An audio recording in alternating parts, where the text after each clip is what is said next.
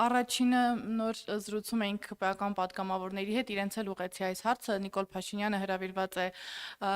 Միացյալ Նահանգների նախագահի կողմից Խաղաղության խորհրդին, որի համար ներդրում պիտի կատարվի $1 միլիարդ։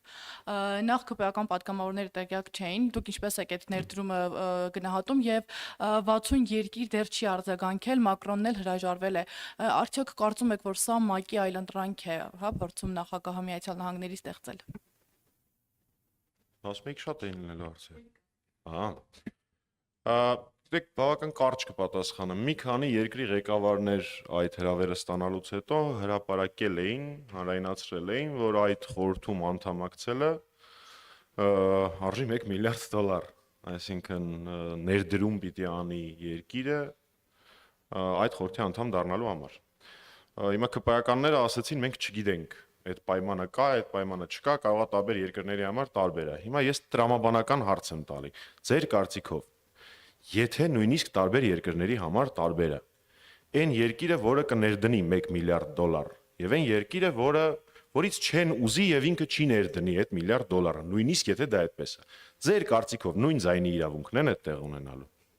Կարծում եմ պատասխանը ակնհայտ է։ Այս մեկ։ Երկրորդ, եթե գրանք են տարբերակով, որ այդ $1 միլիարդ Հայաստանը պիտի ներդնի, կարևոր չի թե ինչ տարբերակ կընտրվի, հա, տարբեր տարաժամկետ վճարումներով եւ այլն եւ այլն։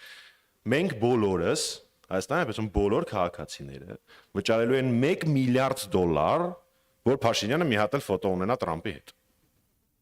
Լավ թանկ են նստում մեր վրա Փաշինյանի ֆոտոները։ 60 միլիոնի կարգի նստեց Սուերի սելֆին։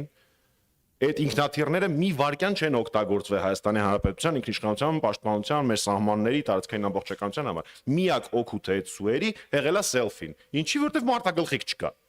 Ինչ ասում եք, Սումվատ ինքնաթիռ, ասում մարտագլխիկ չկա։ Հիմա հաջորդ թանկ ֆոտոն է։ Ոնց որ թե $1 միլիարդ սելֆի է ուզում մի հատ էլ Փաշինյանը անի Թրամփի հետ, նախագահ Թրամփի հետ, իհարկե օգտագործելու համար դա հետագա ընտրական process-ներում Դե ես երևի պիտի մեր քաղաքացիներին հարցնեմ, մի անգամ 60 միլիոնի կարգի վճարել ենք Փաշինյանի սելֆիի համար, հիմա $1 միլիարդ վճարենք, արժի որ, այդքան սիրուն է, իմ կարծիքով չէ։